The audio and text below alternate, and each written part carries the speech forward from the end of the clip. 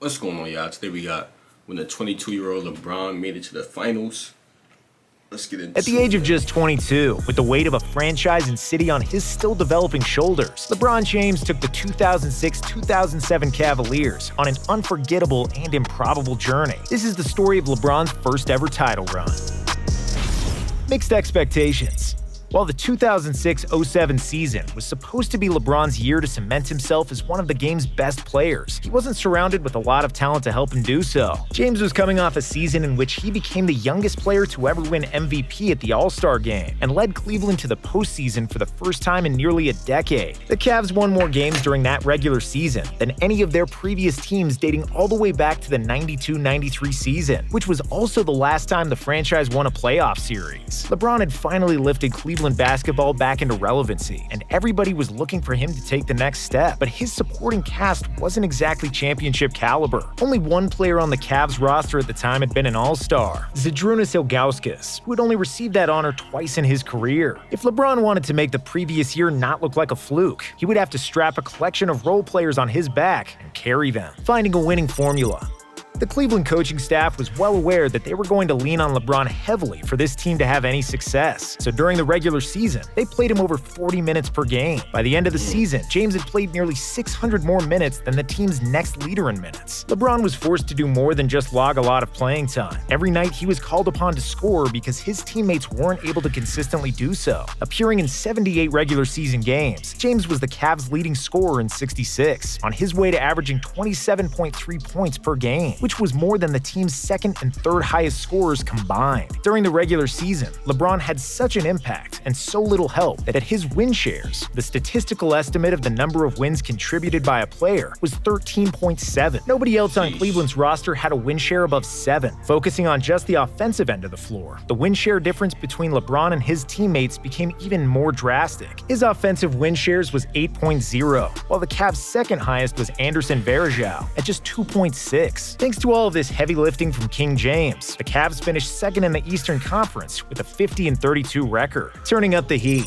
Just when it seemed like the Cavs couldn't possibly ask LeBron to do any more for them, the playoffs arrived and his workload increased. In Cleveland's opening round series against the Wizards, James averaged 45.4 minutes per game. That number is even crazier considering none of the games went to overtime, which means he only sat out for about 2.5 minutes per game. To nobody's surprise, LeBron made the most of those minutes as he put up an all-around dominant stat line for the series, with 27.8 points, 8.5 rebounds, 7.5 assists, and 1.8 steals per game. Those numbers equaled a first-round sweep for James and the Cavs as they made light work of the Wizards. Outnumbered, but not outclassed. In Cleveland's second-round matchup, their opponent, the New Jersey Nets, had 3 of the 4 best players on the court between the two teams. The Nets featured a big 3 before big 3s became popular again, with Jason Kidd, Vince Carter, and Richard Jefferson. This meant that LeBron's heavy workload wasn't going anywhere. During the course of this series, he logged 44 minutes per game, and just like he had done all season, he filled up the stat sheet too, averaging 24.7 points, 7.3 rebounds,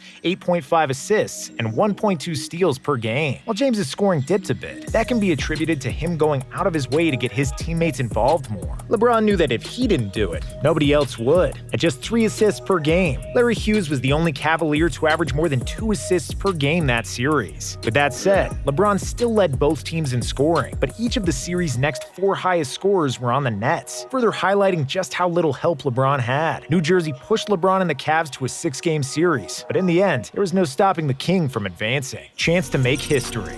In the Eastern Conference Finals, LeBron had the opportunity to send the Cavs to their first finals in franchise history, facing the Pistons, who had in each of the previous 4 seasons made the finals or conference finals. James had his work cut out for him, to say the least. Detroit's starting lineup was just as talented and well-rounded as it was experienced, going up against Chauncey Billups, Richard Hamilton, Tayshaun Prince, Chris Webber, and Rasheed Wallace. The Cavs on paper were very outmatched. To have a chance, they would lean on LeBron more than ever before, having him play over 46 minutes per game during the series. Things did not get off to a good start in the series whatsoever for LeBron and the Cavs. Cleveland quickly fell into a 2-0 deficit, and LeBron was struggling mightily against this suffocating Detroit defense. James scored just 10 points in Game 1 and 19 points in Game 2, shooting a combined 12 for 34 from the field. With his back against the wall and people starting to count him out, LeBron bounced back in a major way in Games 3 and 4, 4. In Game 3, James nearly recorded a triple-double with 32 points, 8 rebounds, and 9 assists. In Game 4, he kept the momentum going with 25 points, 7 rebounds, 11 assists, and 3 steals, as the Cavs tied the series at 2-2. Heading into Game 5, both teams knew what was at stake. It was essentially a must-win, as historically speaking, in a best-of-7 series, teams that win Game 5 of a series tied at 2-2 go on to win that series over 80% of the time, with neither team giving an inch in Game 5. The Cavs led by 1 with just over 6 minutes left. LeBron realized that it was time to put an entire city on his back. James scored 29 of Cleveland's final 30 points, including the team's final 25 in a double overtime thriller. He went 11 for 13 from the field during the stretch, as the Pistons had no answer for the King. With 2 seconds left in double OT, LeBron, while being surrounded by 4 Pistons defenders, majestically soared through the air for a layup and the win. Pistons point guard Chauncey Billups said, "We threw everything we had at him. We just couldn't stop him." With this superhero performance, LeBron seemed to have crushed Detroit's spirit, as the Pistons then folded in Game 6. The Cavs cruised to the finals with a 16-point win, as James got the job done with 20 points, 14 rebounds, 8 assists, 2 blocks, and 2 steals. The big stage.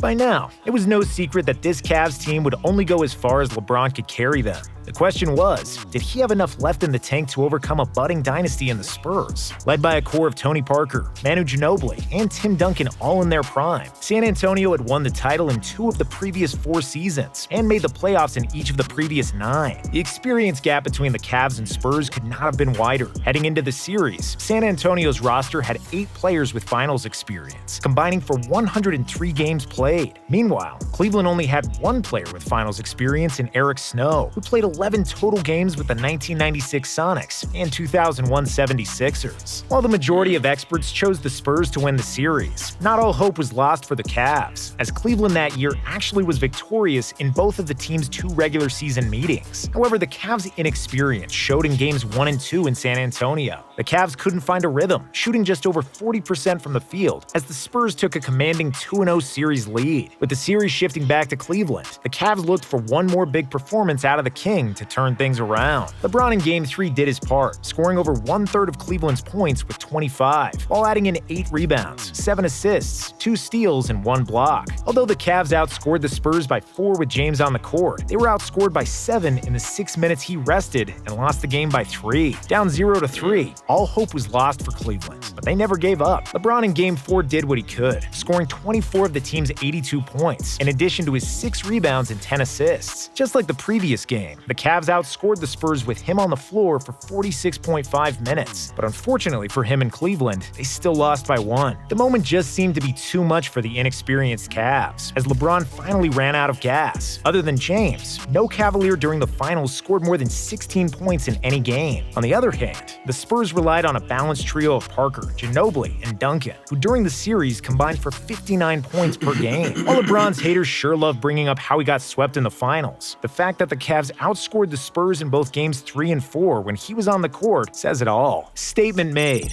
Even though the season didn't end how LeBron or the Cavs wanted it to, the league was put on notice. James was a force to be reckoned with and had the ability to take over and win a game on any given night, regardless of the opponent or team around him. What he was able to do at such a young age with this particular roster wasn't supposed to be possible. He inspired hope in a city that had been deprived of a winning sports team for years. If anyone was going to be able to bring Cleveland its first professional sports title since 1964, it was going to be LeBron.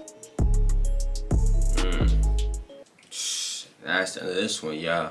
If y'all enjoyed it, click on the last reaction. I'm out of here, man. Alright.